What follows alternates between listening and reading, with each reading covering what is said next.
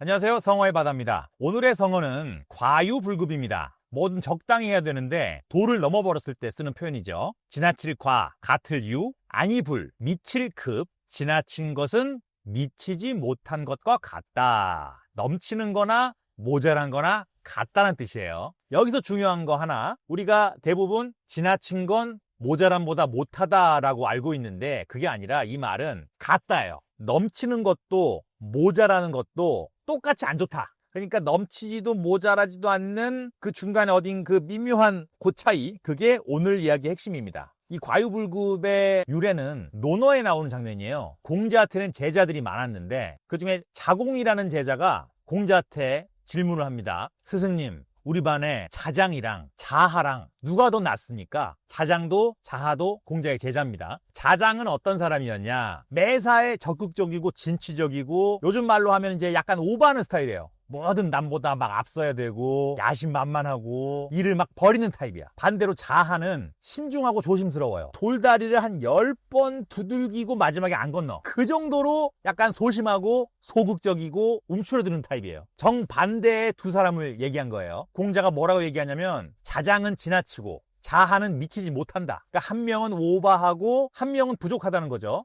그러니까 자공이 다시 묻습니다. 그래도 뭐 좀 더 적극적인 자장이 낫겠네요. 우리 그렇잖아요. 우리 상식적으로는 모자란 것보다는 그래도 좀 넘치는 게 나아 보이니까 조금 이렇게 소극적인 것보다는 적극적으로 막 뭘 하려고 하는 게 더 나아 보이잖아요. 근데 공자가 고개를 딱 저으면서 한 말이 오늘의 바로 그 성어입니다. 과유불급, 지나침은 미치지 못한 것과 같음이라. 넘치는 자장이나 모자란 자하나 둘 다 똑같이 이상적인 상태가 아니라는 거예요. 공자가 이제 평생 강조한 게 뭐냐? 중용. 그러니까 한쪽으로 치우치지 않는 균형이었어요. 균형, 밸런스. 화를 쏠 때 관역을 넘겨버리는 거하고 관역에 가지도 못한 거하고 어찌 보면 똑같잖아요. 관역을 못 맞춘 건. 열정도 신중함도 다 좋은데 그게 도를 넘는 순간에 둘 다 똑같이 문제가 된다는 말이죠. 우리나라 역사를 봐도 그런 사례가 있습니다. 조선 말기에 고종의 아버지 흥선대원군이 왕실의 어떤 위험을 다시 세우겠다면서 임진왜란때 불타버린 경복궁을 재건하겠다고 한 거예요.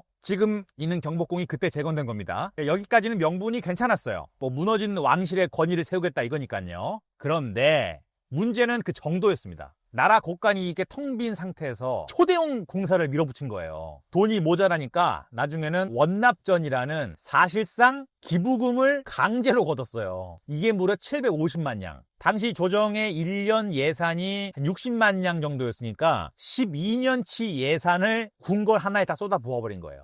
그래도 모자라니까 무리수를 둡니다. 당백전이라는 새 돈을 찍어버려요. 요게 기존 동전의 100배 가치로 쓰이겠다는 돈인데 말 그대로 돈이 없으니까 돈을 막 찍어버린 거예요. 그러면 어떻게 되냐? 물가가 엄청나게 폭등합니다. 완전히 나라 경제가 거덜나기 시작하는 거예요. 막 백성들이 원성이면 난리가 납니다. 요런 민심들이 쌓이고 쌓여서 나중에 대원군이 권좌에서 물러나는 그런 요인 중에 하나가 돼요. 왕실의 권위를 세우겠다는 목표는 나쁘지 않았어요. 그런데 적당한 규모로 나라 살림에 맞게 차근차근 이렇게 지었으면 박수 받을 일인데 그 형편을 한참 넘어버린 거죠. 그래서 왕실의 권위를 세우려다가 권력이 무너지는 어떤 부메랑이 된 거예요. 활이 관역을 한참 넘어가 버린 거죠. 딱 아까 얘기하던 자장, 오버하는 자장의 모습이랑 비슷해요. 지나침의 실패, 또 비교적 현대로 오면은 2003년부터 그 사이에 있었던 카드 대란.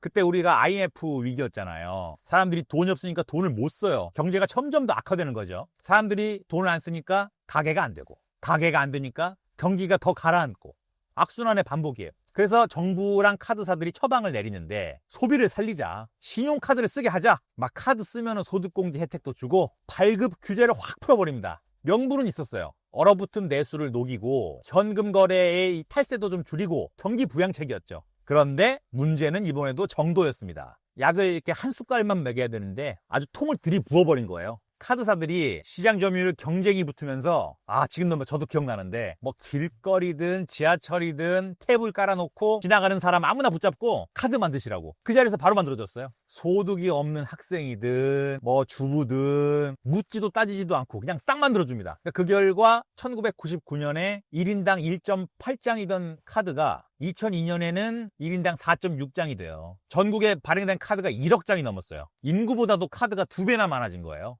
그때가 어떻게 했냐? 사람들이 일단 쓰고 갚을 돈이 없으면 다른 카드로 돌려막기 하고 현금 서비스 받아서 그 끝이 2003년 카드 대란입니다. 돌려막기가 한계에 다다라요. 결국에는 이게 뚝이 터지니까 그냥 연체가 와다라라랑 그냥 신용불량자가 무려 400만여 명. 경제활동 인구의 5명 중에 1명이 신용불량자가 된 거예요. 멀쩡하던 대형 카드사들이 막 부도 위기에 처해가지고 그룹 전체가 막 휘청거리고 경기를 살리려던 좋은 약이 용량을 넘는 순간 나라 전체를 뒤흔든 독이 된 거죠. 목적은 좋았는데 도를 너무 넘어버렸어요. 완전히 과유불급이죠. 경복궁이나 카드 대란이나 둘 다 출발은 그래도 나름 좋은 의도였어요. 이게 과유불급의 진짜 무서운 점입니다. 우리는 나쁜 일을 할 때 도를 넘는 게 아니라 꼭 좋은 일을 할 때 도를 넘거든요. 막 이게 다 잘 되자고 하는 건데 라고 하면서 브레이크 없이 그냥 막 밟아버리는 거지.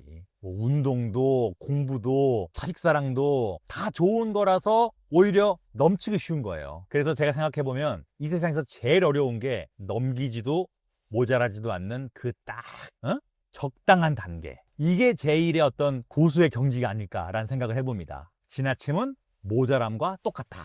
성어의 바다, 오늘의 성어는 과유불급이었습니다. 좋아요 한 번씩 부탁드릴게요. 감사합니다.